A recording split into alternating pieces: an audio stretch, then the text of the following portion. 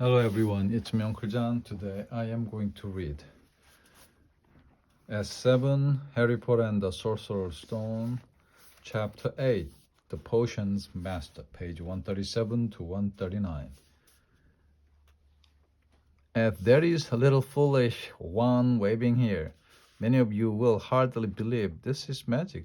I don't expect you will really understand the beauty of the softly simmering cauldron with its simmering fumes, the delicate power of liquids that creep through human veins, bewitching the mind, ensnaring the senses. I can teach you how to battle fame, brew glory, even stop death. If you're not as big a bunch of dunderheads as I usually have to teach. More silence followed this little speech. Harry and Ron exchanged looks with raised eyebrows. Hermione Granger was on the edge of her seat and looked desperate to start proving that she wasn't a dunderhead. Potter, said Snape suddenly, what would I get if I added powdered root of asp holler to an infusion of wormwood? Powdered root of what to an infusion of what? Harry glanced at Ron, who looked as stumped as he was. Hermione's hand had shot into the air. I don't know, sir, said Harry. Snape's lips curled into a sneer. Tut, fame clearly isn't everything. He ignored Hermione's hand. Let's try again, Potter. Where would you look if I told you to find me a bizarre? Hermione stretched her hand as high into the air as it would go without her leaving her seat. But Harry didn't have the faintest idea what a bizarre was. He tried not to look at Malfoy, Crabbe, and Goyle, who was shaking with laughter. I don't know, sir. Thought you wouldn't open a book before coming, Potter. Had he forced himself to keep looking straight into those cold eyes. He had looked through his books at the Dursleys, but did Snape expect him to remember everything in 1,000 magical herbs and fungi? Snape was still ignoring Hermione's quivering hand. What is the difference, Potter, between monkshood and the wolfsbane? At this, Hermione stood up, her hand stretching toward the dungeon ceiling. I don't know, said Harry quietly. I think Hermione does, though. Why don't you try her? A few people laughed. Harry cast the Seamus' eyes, and Seamus winked. Snape, however, was not pleased. Sit down, he snapped at Hermione.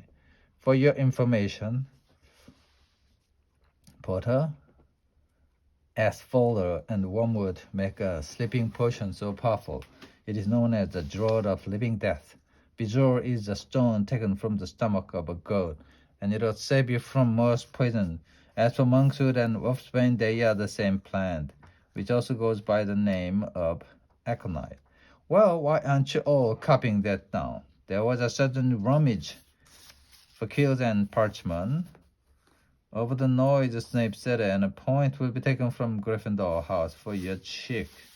Potter, things didn't improve for the Gryffindors as the potions lesson continued. Snape put them all into pens and set them to mixing up a simple potion to cure boils. He swept around his long black coat, watching them weigh dry nettles and crush snake fangs, criticizing almost everyone except Malfoy, whom he seemed to like. He was just telling everyone to look at the perfect way Malfoy had stewed his horned slugs.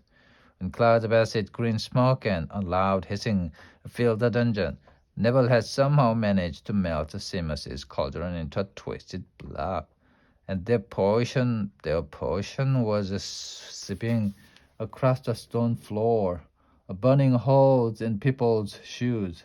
Within seconds, the whole class was standing on their stools, while Neville, who had been drenched in the potion when the cauldron collapsed, moaned in pain as angry red boils sprang up all over his arms and legs.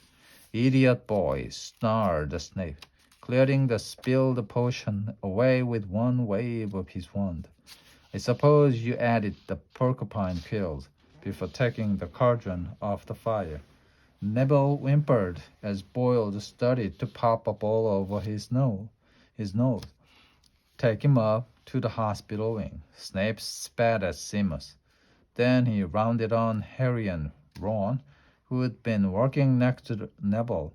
You Potter, why didn't you tell him not to add the quills? Thought he would make you look good if he got it wrong, did you? That's another point you've lost for Gryffindor. That's what's so unfair that Harry opened his mouth to argue.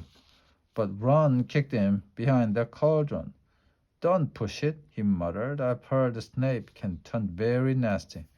As they climbed the steps out of the dungeon an hour later, Harry's mind was racing and his spirits were low. He had lost 2 points for Gryffindor in his very first week. Why did Snape hate him so much? The end.